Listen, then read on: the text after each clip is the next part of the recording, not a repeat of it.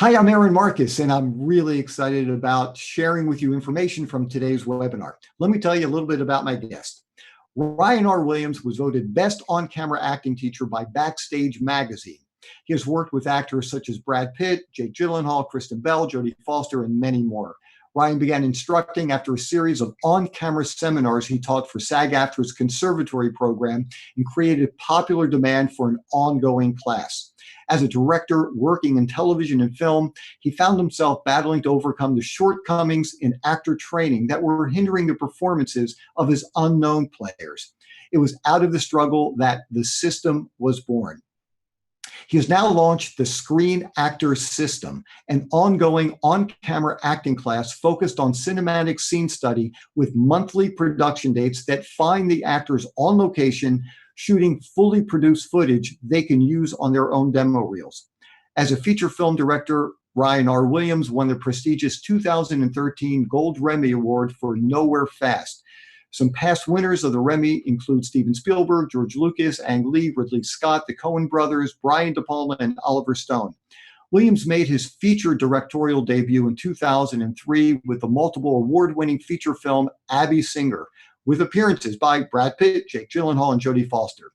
Ryan has written, produced, and directed national television commercials and music videos that have aired in over 150 markets across the United States and Canada. He often shoots and edits his own projects, affording him a perspective on all aspects of production. He sold his first screenplay while still in drama school. Prior to filmmaking, he was a nationally touring stand-up comic, headlining and opening for such greats as David Tell, Carlos Mencia, and Bobcat Goldthwait. He continues to find time to work as an actor in professional theater and recently performed in a Lort Theater production of Hamlet. You can check out his acting system at screenactorssystem.com. Ryan, so glad to have you here. Hey, thanks for having me. Sure. So let me get started. Look, you've worked with some of the most well-known actors in the world and also with people who are just getting started. So I'm curious, what would you recommend an actor do when they first get the sides? And just so everybody knows, sides is the short portion of the script that you read for an audition. And also a second part to that is, do you find, is there any difference in preparation, whether it's an experienced actor or someone just getting started? I guess there's a few shortcuts if you're an experienced actor, just in terms of your research. Because what I would say, the thing to do first is research who this production company is, who's the director, what's the nature of what you're auditioning for. Is it a student at USC working on his grad student film? Believe it or not, that's different than a student who's an undergraduate. Or is it a network show for NBC? Is it a pilot? Is it an hour-long drama? What's the production company?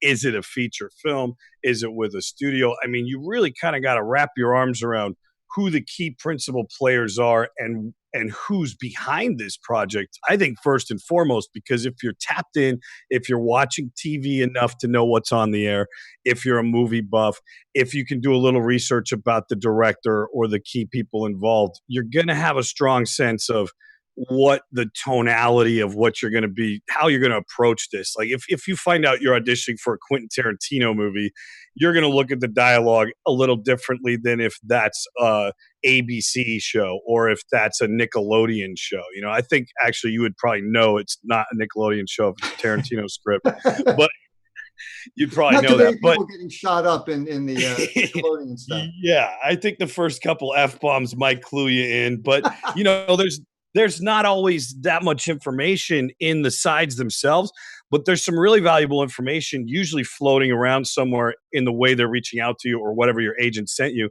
Odds are there's a production company. Odds are there's a name of a director or at least the name of a casting director.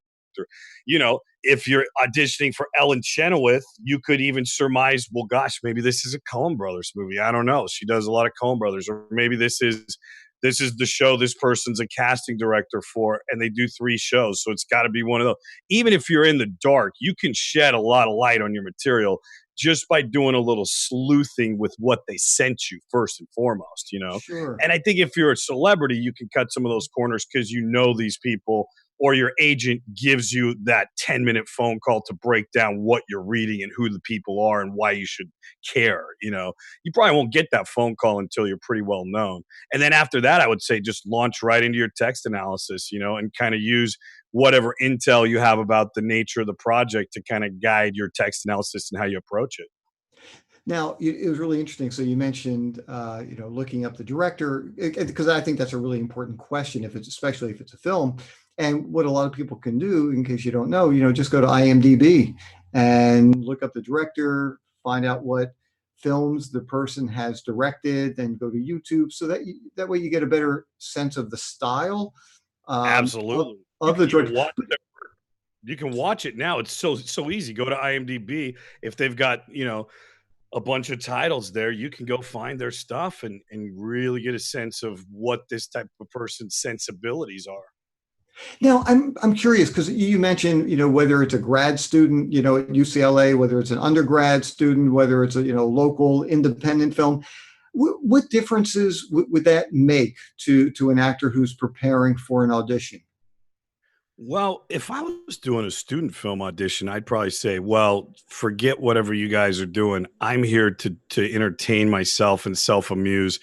And if you like it, great. If you don't, I'm going to experiment with something that gets me intrigued to show up at your audition and just play around and test the limits a little. But if it's a series regular role on a pilot for CBS, that's probably not your time to go in and test the limits. That's probably your time to throw just a fastball straight down the middle. Got it. Now, if somebody's called in to read for whether it's a starring or a guest role or a day player, um, d- does that approach change things? Because, like, for instance, for one of the things that I always think about whenever I'm looking at size is, whose scene is it? Which is really crucial to know, because if the scene's not about you, you don't want to try to make it about you, because then you're never going to get cast. And I'm certainly not saying that, being a day player is not important. Of course, it's very important. They wouldn't, be paying you so much money and giving you lines if it wasn't really important. But um, in the way that you go about approaching it, or even reading, do you read differently if it's a guest starring role as opposed to a day player role where you're just working on a project for a day?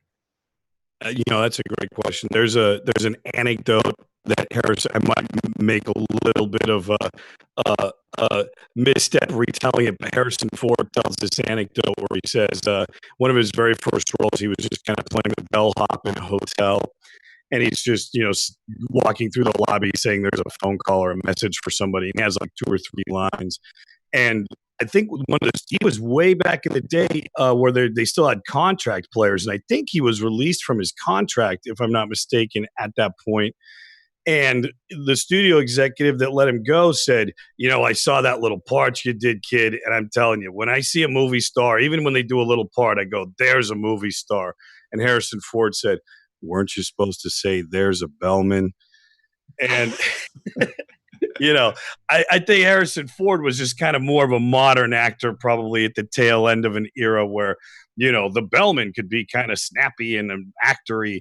Nowadays, we want things so naturalistic that I do think you have to have a sense of sort of where you are in the pecking order of the cast. If this is a 5 and under, it's not really a meal. It's not even a snack. It's just a morsel. I sort of think you can turn that morsel into a snack, make some good decisions about it, but don't try to turn that morsel into a meal, or you're going to get a little bit, ridiculous, and people are going to say, that's not what we need. We just need the waiter to come up and say, here's the check. At the same time, though, I think it's good to do some text analysis, because if you know the structure of the screenplay or whatever show you're on, you can look at it and say, well, this happens on page 70. So in a screenplay, that's the rock bottom section of a screenplay. So odds are even the waiter in the restaurant amounts to an opposing force if you're dealing with the main characters. So you might be an aggressive waiter or an angry waiter, or you might be kind of snotty about everything.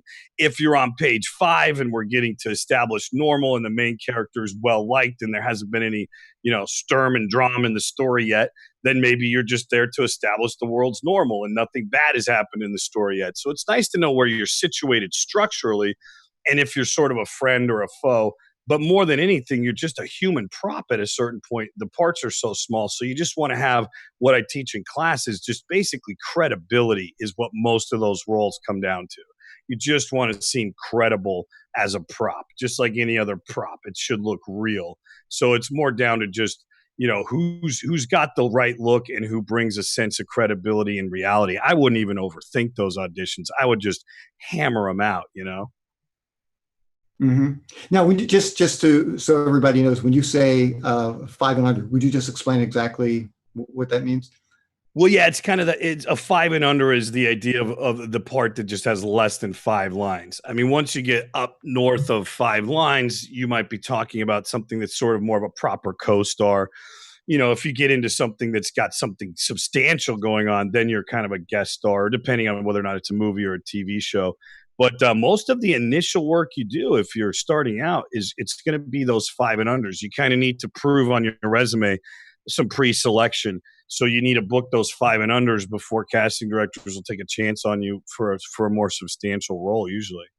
So here's an interesting part. So let's say we are talking about a day player role, 5 and under, and let's just stick with the waiter thing. And if whether you're on page 70 or page 5, and by the way, just on a little bit of a side note, is that an okay question to ask if you don't actually know where it's located in the script? I think it's a fine question to ask. I mean, knowing when and who to ask a question to is always important because you can annoy people or just ask the question at the wrong time to the wrong person. If someone comes up to me and you're in the middle of setting up a complicated shot with the DP and the guy who has one line comes up to you and says, "Hey, what page are we on?" It can be a little annoying, but I would appreciate it. I would think it was a really smart question. I think a good thing to do would just be to ask the script supervisor. They've got a copy of the script right there, and they've usually got nothing but time. And if you're really nice to them, maybe they'll let it slide when you forget a couple lines. Right. Well, see, I always think about this is more at the audition itself. This is before you actually book the job, and you're trying to still make Right, some right, right, intelligent. right, right. Yeah, yeah. I always think a little bit more of the on-set part of it because the audition part of it for me now, especially now that I teach a class, I'm involved with auditions for such a short amount of time now. But I used to do a ton of them. Right. So if someone came into the audition and said, "What page is this in the script?" I would tell them. But also, I always made sure my sides had the page numbers on them. Nowadays, though, I realize sometimes it's got 1, 2, 3, 4 are the page numbers, but it's not, that's just 1, 2, 3, 4 of the side. It's not page 1, 2, 3, and 4 in the screenplay. That's very annoying. Sure. So actually, because this is really fascinating, when someone, and let's just stick with the day player for right now. You've got a small part. There are 10 million different ways you can read this line for the waiter. So I mean, certainly, you never try to think, I wonder what the casting director is looking for. I wonder what the director wants, because that's a crazy way to go into an audition. So, do you just make it? And once again, I'm asking you from the director's point of view. And also, I know you've done a lot of casting too. So, from the other side of the table, would you prefer someone just to come in, make a definitive decision? It might be way off base. Now, it's still done in a realistic way. It's done, in a believable way, but it's just so far removed from what you are thinking this should be. Would you recommend an actor just decide, what, I'm going to take a stand, might be way off, I'm just going to do it, and maybe just kind of hope that if they think I look right for the role, that they'll bring me back to earth a little bit and give me, some additional information and ask me to read it again? You could go in with that approach, and there's a great book every actor should read. I believe it's an entire book. It might just be an article by Seth Godin called "The Purple Cow." Hmm. And if you're driving past cows all day driving through the middle of the country, you don't look out the window every 5 seconds and go, "There's a cow, oh my gosh, there's a cow." But if you saw a purple one, you might pull over and take a picture and go, "There's a purple cow, goodness."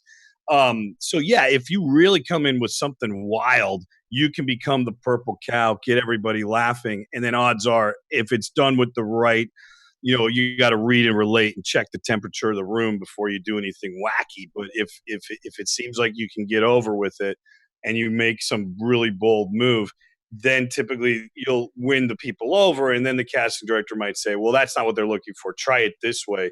And then I would always have a sort of, I would have two plans, by the way, walking in the room. They're always going to give you the one thing casting directors almost always do right is they say, try it another way, because they want to make sure you're not cemented in just one approach, because that's going to make the director crazy. That's one of my pet peeves, is when you give a note and then you see the exact same performance on the next take and you realize I might only get this really cemented bathroom mirror kind of performance that this guy's, hardwired in. And I don't know if I'm going to be able to get him to do any variant of that. So they tend to really check for that. So it's good to have a plan A and a plan B.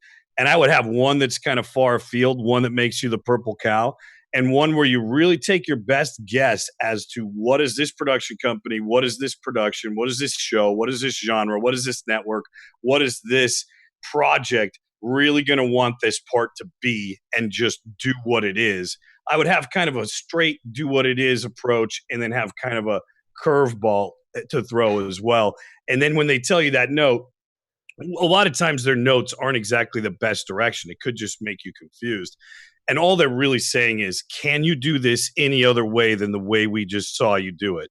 So if you have a dramatically different way to do it the second time, even if you've prepared it, that's going to work even better. And at the same time, you were talking about how to do the line. I'm a big believer, even with those 5-line parts, I would be thinking a lot less about the way to approach the line or how to read it or different ways you can say it, and really try to think, why is this person saying the line? Play an objective, even if you only have one line.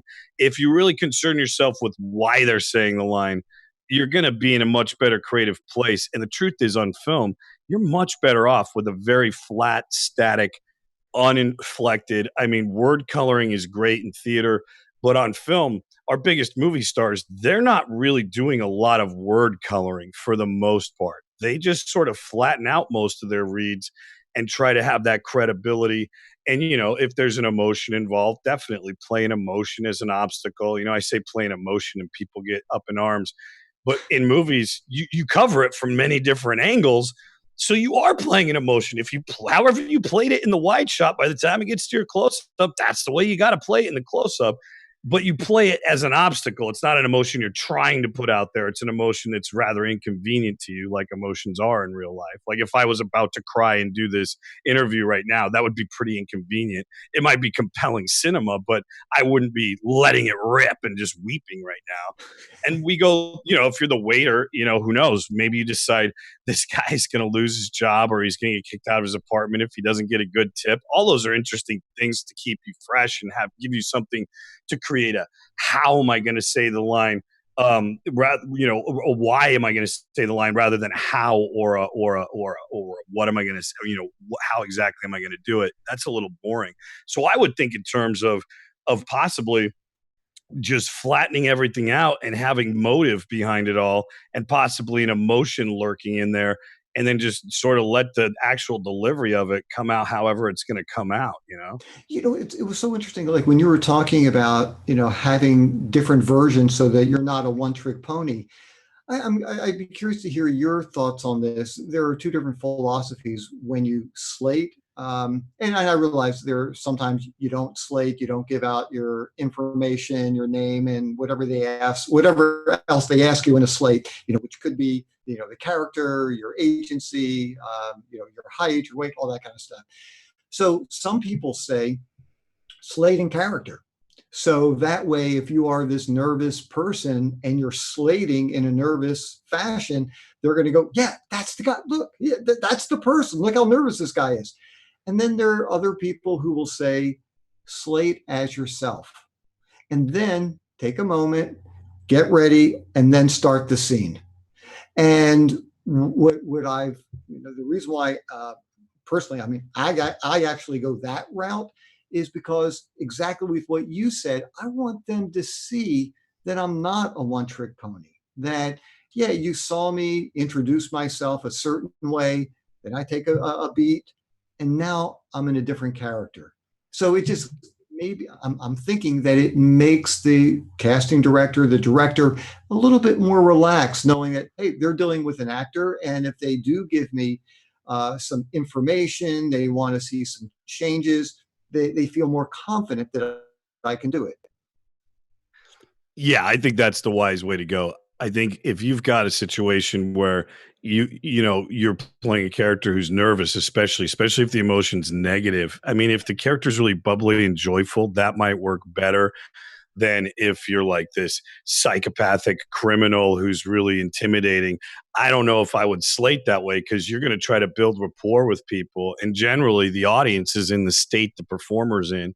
So if you're nervous on your slate, I'm not thinking, oh, this guy's getting into his scene because it's a nervous kind of character. I'm thinking to myself, here we go. Somebody who's nervous. Oh, this could be awkward or this could take long. Really, it's not even that. You just go, this could take longer than the normal. So I would say a really good thing to do is just like you said. I think it's great to just have that nice personable, you're making eye contact with the camera like it's your best friend. Say your name. And I think it's always good when you say what part you're reading for. Don't say, and I'm reading for the role of, don't say, and I hope maybe you cast me in the role of, is the sub communication of that. It's much better to say your name. I'm Ryan R. Williams, and I am the name of the role. Just say, I am the name of the role. It's a little suggestion that you're the guy.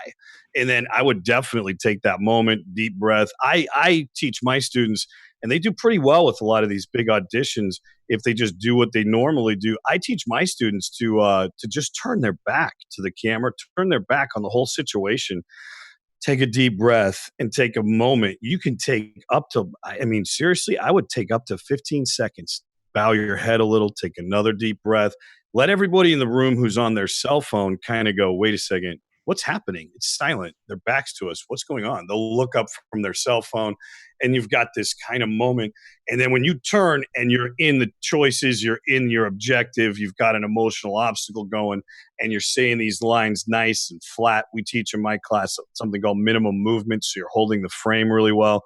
If you do that, you're gonna really go. You're gonna really grab them. I mean, that's a way of being a purple cow and still sort of doing a standard performance because you got their attention more than everyone else.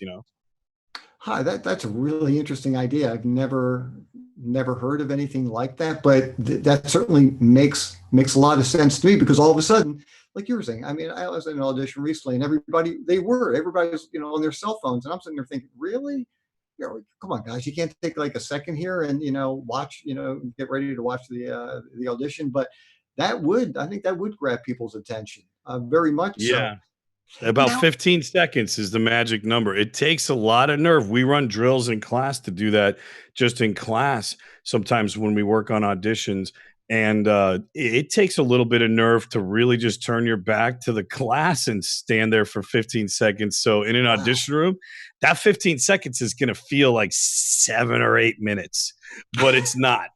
And you'll be able to feel the room. The temperature of the room will just kind of change, and you'll just kind of go, I have everybody's attention right now. And if you milk that for even another 5 seconds, then you're going to annoy them. But right Yeah. once you know you've got everybody, turn around and start. It's No, trickier when the other person has if the reader has the first line, it's a little trickier because sometimes the reader will throw that first line at you and kind of throw the pace off. But you don't have to say your line. You don't have to say your first line right away either. now I'm curious. So let's say it is, you do have the first line, and your line is, "Hey, this is great. Can we have it again tomorrow?" That's your line. Would you still take that 15 seconds for, or can I help you, sir? Because you are, behind the counter and the star is coming into your store. Would you That's a good still do that question. 15 That you well, seconds? it goes back to the first part of the question, which is, would you act nervous? Because a big part of what you're conveying to everybody is that you're a good hang. Like you're someone that can be on a set and you're not going to bring everybody down. And yeah, I guess if you've got one line and you really need to go deep just to say, do you want me to put any fresh ground pepper on that for you? Maybe it will look like you're a little needy. I mean, I might reserve that for Yeah. slightly more meaty kind of material. I think, but at the same time, where a lot of people lose with those one line parts is they go, whenever you're ready, they go, hey, would you like some fresh ground pepper with that? Okay, great. Thanks for coming. And they just go, oh, that all happened so fast. And then they get a little awkward. I would still say, create a little buffer before the acting starts. Be a good magician, even if this is effortless for the magician, because most magic tricks are already over before the guy's doing all his hocus pocus. The trap door was already built. The assistant's doing all the stuff while he's doing his hocus pocus. He doesn't have to do anything to do most of those magic tricks, other than like close up sleight of hand magic. But most magicians, the trick's already over before it's begun, and they're actually actors making it look like there was something magical that happened. And if you get really good with this, like the actors that I have are good, a lot of times the process they have to go through in an audition, if what we talk about in class is like this emotional switchboard, which you can just dial in your main emotions, anger, sadness, love, joy, fear, you're just dialed into all those to where they're actually pretty effortless. And it can be kind of jarring to see our actors go straight into an emotion and then just come straight back out without any of that kind of, they need a box of Kleenex and a minute to recover and all that kind of stuff that sort of is, actory. And film crews don't really understand that. I get it. I don't mind it, but film crews don't understand that part of it. So you kind of actually want to make it look, make it look like there's a process. Make it look like this is something I've thought through and I have a methodology, and it's a hit no miss kind of methodology, and it's a ritual almost that I do. And it will make them feel comfortable, like they're in the hands of someone who's got this all sorted out. That's a really good point. And you brought up actually two other things that I wanted to ask you about. One is you're talking about nervousness. So once again, you're on the other side of the table, actor walks in, and casting directors, they can smell nervousness a mile away. I mean, they're very attuned to that kind of stuff. So any suggestions for an actor who walks in and it's obvious they're just feeling nervous? Any suggestions on what the actor can do to try to break up, that state of mind? Yeah, release any attachment to the outcome. If you don't have any attachment to the outcome of it, most of that nervousness is just going to evaporate. The person that wins in an audition is typically the most engaged actor who is also the least attached to the outcome. For instance, like if a Brad Pitt, he doesn't have to audition anymore, but if he had to audition for a part, he's probably going to be a little bit annoyed that he had to audition. It must be a huge director, so he kind of wants to do it, but he's got plenty of cash, he's got plenty of other opportunities. He's not going to be that worried about whether or not he books it or not.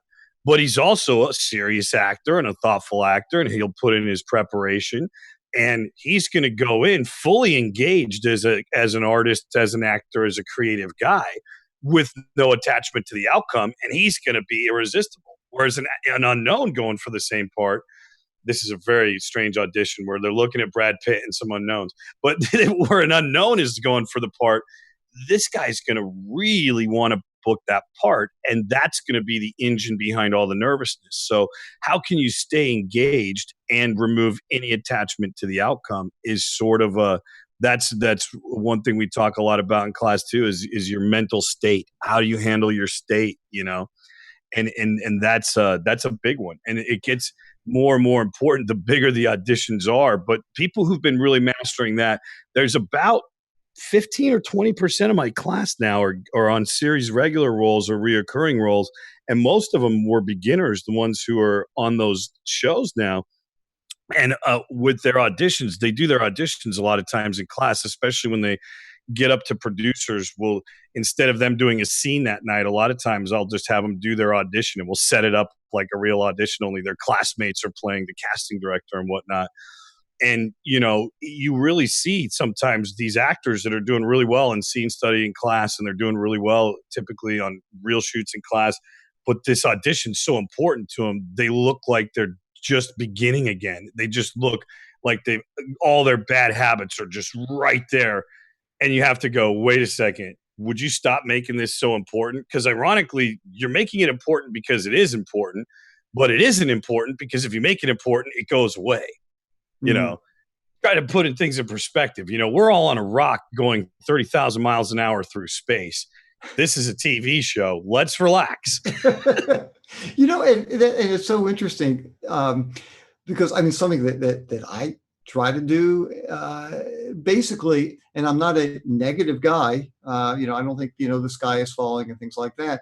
But I typically go into auditions thinking, what's there to be nervous about? I'm not getting this job anyway. And it's not because I don't think I have any talent. I just happen to know there are so many factors that go into booking a job and not booking a job. So That's similar. That will get you out of the attachment from outcome. The danger with that, one reason I would maybe modify that is because that could also drop my engagement. If I know on some level, if I'm even, because your brain is like a 2-year-old child in a lot of ways, or maybe a better analogy is like a horse, which actually a horse, I have a couple of horses in my life. There's that sounds really weird, but a horse is basically like a 2-year-old child. And, your mind is a little bit like a horse. And if you say, I'm not going to get this job anyway, the horse, when you're riding a horse, it just kind of senses what direction you want to go in. It's like a segue. It just kind of senses, and your brain just kind of senses, oh, let me do things to not get the job then. So that might hurt your engagement. But if it releases you from the attachment to the outcome, that's probably priority one. But then how do you engage? There is a second part to it, Yeah. and it's basically like, I'm not getting the job.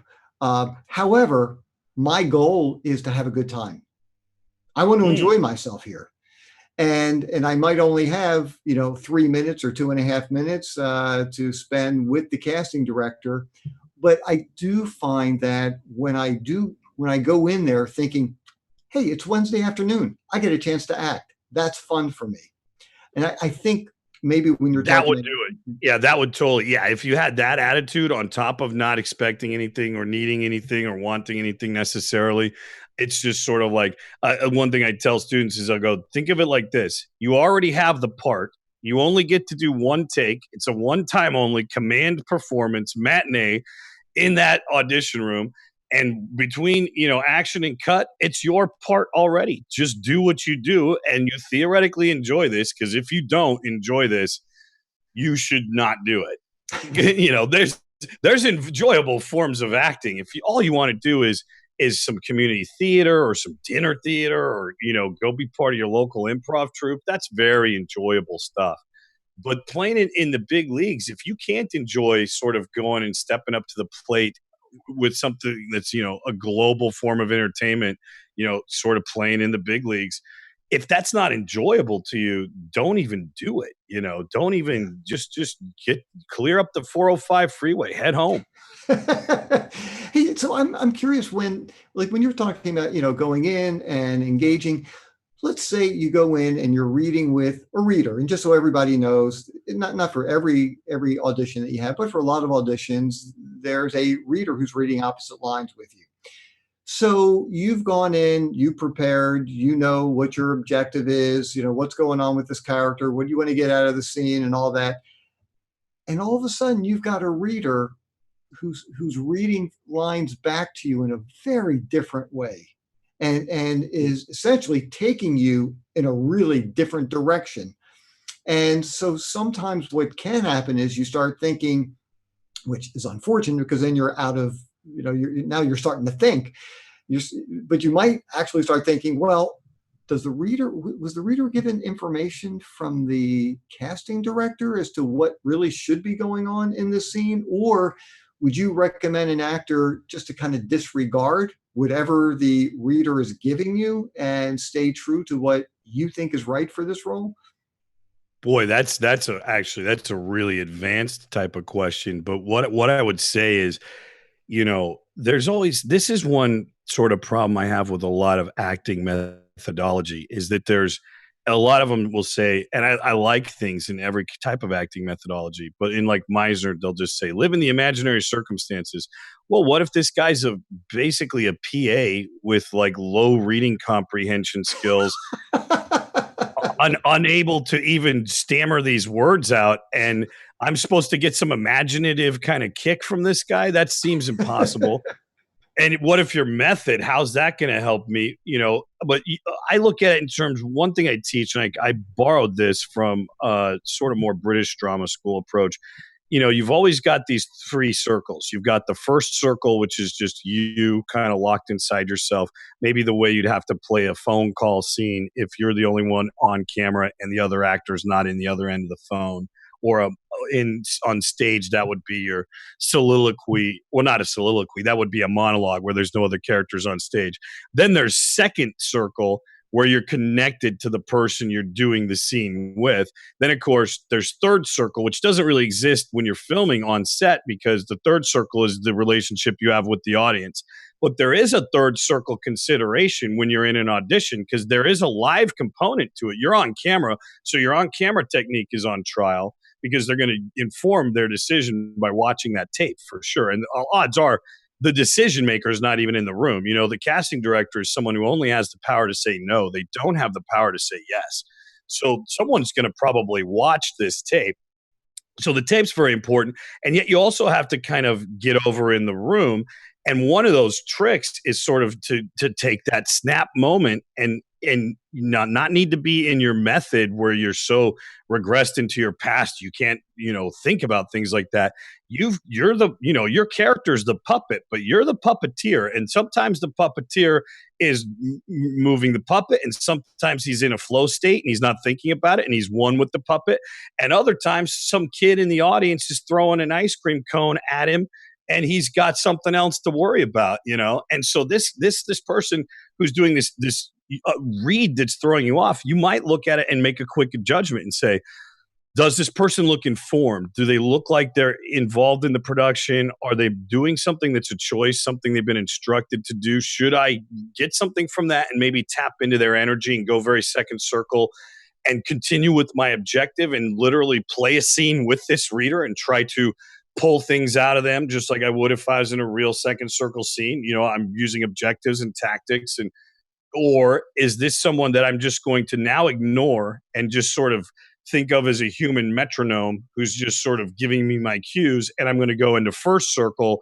and just kind of do plan A or plan B, one of the two plans that I had. And I think that's a judgment call. At the end of the day, that's one of those things that comes from a little bit of experience. And that's one of those things that the judgment part of this is just something you won't have until you're a few 200 or 300 auditions in. Yeah, it is a hard call because once again, you don't know, does this reader have information that you don't have, or are they just trying to get a part themselves? And so they're Right. So they're reading it in a way that they think it should go. And so yeah, I mean, I always find that to be it's a really tough call. And honestly, for me, quite often I disregard the reader just because I don't know who this person is, and so I'd rather do it the way that I think is right, and then hopefully, if they do think that I took it in the wrong direction, they'll give me some direction, and we'll do it again. And so. But That's the yeah, good news. Is they're usually rooting for you. You're not sitting in the room. That's one thing actors forget. Everybody that's in that room is somebody that a headshot was perused. Now it's very simple to watch people's reel. That's why we shoot reel in class. It's because it's so critical now, because on your online submissions, it's we're not just looking at a headshot. We've seen your headshot, we've seen your reel, we've seen your slate shot, which everybody should be doing. Nobody sees your submission anymore unless you have a good slate shot. Well, it doesn't have to be good. You just have to have any slate shot. And it's like we've seen you, we've seen you walk, we've seen you talk. We like you for this, or we wouldn't be wasting our time. So please come in and do a good job. Let's get this over with. We're rooting for you every step of the way. Yeah, and certainly it makes the casting director look better when they can submit really great auditions to the director. So yeah, even if they're not wanting you for the part, the casting director's rooting for you because they don't want all their associates to think this guy can't really get the job done. We're seeing a lot of crap actors today. Yeah, that's a good point. Hey, I'm also wondering, just from a physical point of view, if you are not reading with a reader and you're reading with another actor and they're standing, by your side, what do you recommend? If you look directly at the other actor, then everything on camera is a profile shot.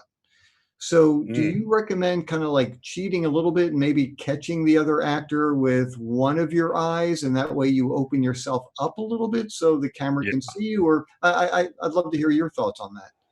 absolutely. Yeah, this is a page out of the old Michael Caine playbook where you take your left eye and look at their left eye. If your left eye is sort of off camera, then you'll look at their on camera, their eye that's closest to the camera. You take your eye that's furthest from the camera and just look at one of their eyes.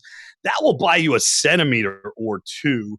Usually, the cinematography in an audition isn't quite so artfully done. So that becomes a little less important because you're not really in this beautiful cinematic shot where a centimeter or two is going to make all the difference in the world. I would literally probably even go a little more extreme and just point one foot, point your foot that's closest to the camera right at the camera. A little bit the way a quarterback in football throws a football. You can tell who he's throwing the football to because that's where his foot's going to go Mhm. typically. You know, you point your foot right at the camera, one of your feet right at the camera, and that's going to tend to open you up. And then I would probably pull your shoulder back that's closest to the camera, get that going a little bit back so that you're properly opened up. That's probably what I would do. And as a side note, I would do the eye trick as long as the eye trick is something you've been practicing on a regular basis. I wouldn't have done it once or twice and then whip it out in an audition because all you're going to be thinking about is I'm looking at someone with one eye. I'm looking at someone with one eye. I'm looking at someone with one eye until you get used to it. Yeah, but at least that way, once you get accustomed to it, that way the camera can see your face. You can still, it's not a full on straight shot at the other actor, but you can still see them and you can feel them, and certainly you're hearing them. And it just seems like that makes it a much Oh, better. that's a good way to do it. Another way to do it is I'm a big believer in mapping out all your eye lines and your possible points of focus before the scene and use the scene to kind of guide you. Like maybe there's a third character in the scene that doesn't have any lines. It says like, he walks up with his partner standing next to him and you're interrogating the witness or whatever, and your partner doesn't have any lines, but he's next to you. You could have that imaginary partner next to you and throw an eye line over to him, like, and that would open up your face to the Sure. camera for sections too. It just depends on the material, but no, that is a challenge. And if they're having you read with another actor, they're probably a little bit more of an organic type of outfit, and so they're looking to see if you can connect to another person and have chemistry. So I would probably put that front and center anyway. Typically, the people that are very technical and they want you to look great on camera, they'll actually typically read you alone. It's usually the people that have multiple actors in an audition. It's usually a later stage in the process. We're already pretty confident you're going to look good on camera. We're now checking to see if you have a good energy with other performers. So I would get very second circle and just try to have a great rapport with the other performer. And that's a really interesting point too, because whenever I am in those kinds of situations, if I know, and I don't always know, if I know who I'm going to read with, if I can, depending on the relationship, of who I'm reading with, if it's somebody that I'm married to, someone I'm close with, someone I'm dating, someone I'm friends with, if I can, I try to spend a couple of minutes ahead of time just having a conversation. I don't even talk about the script very much. I mean, I might run through lines one time, but it's really more of trying to get a connection with the person on a human level, and ask them, hey, where do you live? Do you have a family? How long have you been here? Just some. No, that's a good idea. Unless you end up finding out this person's a total douchebag. Um, so it cuts both ways. I mean, I would probably keep it very brief and super upbeat because there's also, you have to kind of be a really good shepherd of your state when you're in that room waiting to go in because there's all those other actors in there and their various levels of state management are going to be all over the place. You'll have the nervous people. You'll have the people that are pretending so hard not to be nervous that they're doing little subtle things to sabotage your energy. You'll have the people that are, it's just going to be a grab bag of different energies. And so I'm not sure how much of that until the force is very strong with you. I might be a slightly more just sort of polite and brief with people, but that's up to, you can also read that too. I guess the tendency is I'm always one to kind of default towards most actors in an audition are not going to be a human being at their very best behavior. Yeah, and I Not hear you. not in that lobby, not in that lobby. I actually have whenever I do auditions, I have the person that's working the desk in the lobby write a code on all the headshots. I still use hard copy headshots. I know people use those barcodes and stuff, but I have a system that is old school that I've done for a long time that I don't really want to change. I guess I'll have to soon enough because paper headshots are going away. But I'll have the person in the lobby turn down one of the corners of the headshot if the person was difficult in some way in that lobby situation. So the person running the desk at the audition is monitoring all that behavior and reporting back to me. Because I don't ever get to see when you're in the audition room and the actors are coming to you and they're coming through that door. I don't have any idea who they are. I can take a guess, but I see just nothing but nice people. Some of them are nice, nervous people. Some of them are nice, calm people, but they are all on their best behavior. And, you in that room on the other side of the door, though, you really know who these people are in that room. And and it's so cool because like I talk about when you first walk into the door to get to the waiting area, that's when your audition is beginning. And it's true. Look, I'm a pretty honest guy in my life. That is the one area where I do recommend that people lie. So when you are being asked, "Hey, how you doing today?" You don't want to say, "Hey, you know what? There's no parking at this place. You gotta be Yeah.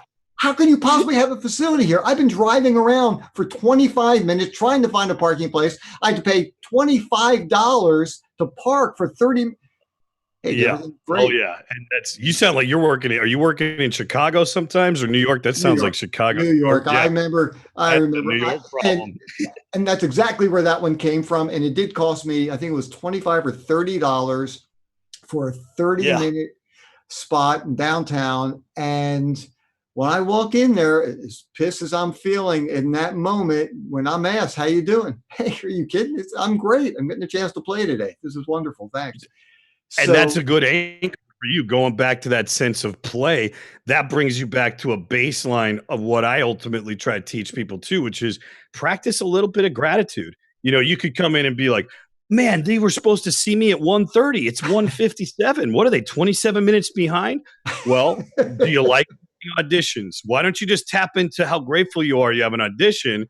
And people always do this whole, well, I have to work at 5 p.m. and I wanted to go to the gym first. Well, you're not going to the gym today. Get over it.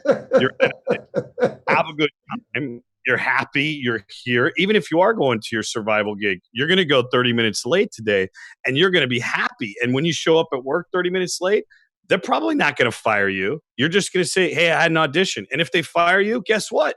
Everything's working out perfectly because you have an untenable survival job because you're an actor. You have to be ready to walk in 30 minutes late sometime.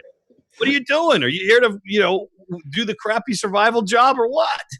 and that's why, when you first walk in, I'd love to hear if you have any other thoughts about it. When you first walk in and you meet the casting director, or sometimes, not most of the time, but sometimes the director could be there as well for the first audition.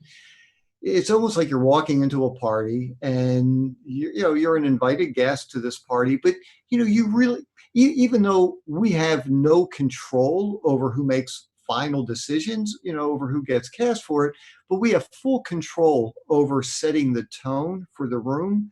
And Mm. it is always this fine line, at least that I find, where you don't want to be this Eddie Haskell kind of like just blowing smoke all the time and telling people how great they are. And hey, by the way, I love that movie you did. I mean, that was really a Yeah. phenomenal. I mean, nobody I wants like to I hear. like the Eddie Haskell analogy. I always call that kind of that frat boy energy. It always comes across like a frat boy, but I like Eddie Haskell. I'm going to steal that, but no one will remember Leave It to Beaver. But That's yeah, real. Sorry. But he was a No, guy who no, always said how like, great, everybody, the yeah, he parents, was always kissing up to the grown-ups, but right? when he's not kissing up to the grown-ups, He's he's kind nasty, of a he's nasty little guy. He just knows when to kiss ass. right? And you could, I don't mean if we swear on this thing, but it's like, you kind of can feel that. And it's always this kind of glad handy salesman energy. That's actually the wrong energy, at least the wrong energy for me. I don't know who that works for. And the fact is, look, you guys are incredibly sensitive people who read people incredibly well. I mean, that's part of your And we're job. nerds. We're nerds too. When a guy comes in and he's 6'4" and he's built like a Navy SEAL and he looks like, you know, this Greek god, or this girl who's like this beautiful, these people that, would be shoving us into lockers 10 years ago come in, and it's this weird feeling. You don't want to get real like jocular. You don't want a jockish energy to come across. That's for sure. So I'm curious. So when somebody does come in and they're reading for you, are there any things that people can do that, I don't know, grab your attention, makes you think, hey, I like this guy? Because I'm assuming, to certainly not to say that every person you work with, you're going to be best friends, but I have heard this from a number of casting directors and directors. Look, if I'm going to be spending months with somebody, I want to make sure that I can live with this person, that they're enjoyable to be Absolutely. around, Yeah, because months in a high stress environment. But at the end of the day, especially when you're getting into supporting roles and leading parts, these roles, if you're a filmmaker, odds are you responded to this material and you went through hell to get this movie made, because all these characters are characters you love. And why do you love them? Odds are it's because at least a few of them are kind of extensions of your own ego, or almost you know, alter egos. And you kind of, it's really an interesting dynamic where you're kind of casting people that are going to fit into this thing that's just been a daydream up to this point. And you want to like them. You want to like them. And it's the hardest thing in the world, because if you come in and try to make me like you, you're probably going to overdo it. So one thing I usually tell people to do is just make eye contact with everybody in the room. And you kind of have to practice this as you go around town. Make eye contact with everybody in the room and look at them like they're an old friend from high school that you're passing on the street, and you don't have a lot of time to talk, but you make that eye contact and it's like, hey, I know you, we're coming from the same place, man. I get you, I like you, we have a good history together. And just put that all in a like submodal communication as you make eye contact with everybody. And that usually is going to get me just that eye contact, and just someone who looks prepared and they're headed right for their mark. Don't walk in and be nervous and ask me about the chair. Stop asking me about. Nobody needs to ever ask another question about the chair. Trust me on this. The no, chair wait, when you conversation. say about the chair, what specifically are you referring to? Well, usually there's a chair. There's usually a chair, and there's always the actor asking, "Can I sit in the chair? Do you want me to sit in the chair? Can I stand? Should I move the chair? Is it okay if I move the chair?" I'm going to go for broke and say, you decide if you want to sit or stand, and you just take that chair and you just move it. Just walk over to it. And if you don't want it, you move it aside and don't say a word about the chair. And if we say, whoa, whoa, whoa, we need you to sit in the chair, go, no problem. Put the chair back and sit down. But most of the time, we don't want to hear about the chair. Just take that moment, look everybody in the eye, and then just wait for instructions. I might not even say a word. I think just that eye contact, that friendly eye contact, and not saying a word is probably more powerful, because most actors do a very strange sort of like, "Hi, how are you guys doing?" Or they're trying to be nice, and there's this like, "How are you guys doing?" And it's just like, well, not really, don't really have time to answer that, and everyone will just kind of go, "Good, good, yeah, whenever you're ready." And I wouldn't say anything until if you're actually quiet, it's going to prompt us to ask questions. Like that might get us to go, "How are you today?" And then you can show some personality. And but more than anything, we really just want someone who's engaged, they're independent of outcome, they're calm, and they're professional, and they're ready to get down to business, and they have a plan. I want to feel like you have a plan. that you're here to execute confidently. And I want to see what your plan is. And then once I see your plan, I'm going to make a few adjustments in case it's different than my plan or just to make sure you can follow them. And I want to see your plan change on the spot dramatically, which is why I'd walk in with two plans because then it looks like you changed, but you got to plan the other plan too. And then we're off to a really good start. That's going to be a great audition, you know? And for the very last question, I wanted to ask you. So let's say, and I like your idea. You've got two different ideas to go in there with. Let's say you aren't asked to read it again. Are you okay if an actor says, "Hey, can I play this another way? Can I do another take?" I'm okay with it. Well, I don't think there's very few people that would have the sort of steel to just say, "No, you're not doing it another way. Please leave." I mean, no one's gonna if you ask to do it another way, odds are they're just gonna feel that weird social pressure to let you do it. Now, if they're a little bit more on the bitter side or if they're in a hurry, they could resent you while you're doing it the second time.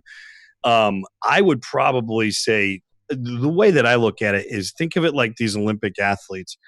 Like when a gymnast goes off of these, I don't even know what they're called. They go flying through the air, and sometimes they come down and they injure themselves, and it was terrible, and it all went wrong. What do they always do though? They always stand up and hold their arms in the air like they just nailed it.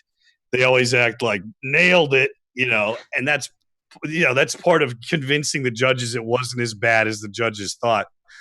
half the battle, half the battle's walking in the room, and then literally the other half the battle, the acting's the irrelevant part in a way. The other half the battle is when the acting's done. Are you going to sub communicate that you didn't get the part? A lot of people do this. I watch them. I watch body language very closely. They take one retreating step backwards. They look down. They say, "Thanks for having me," which is kind of an apology unto itself.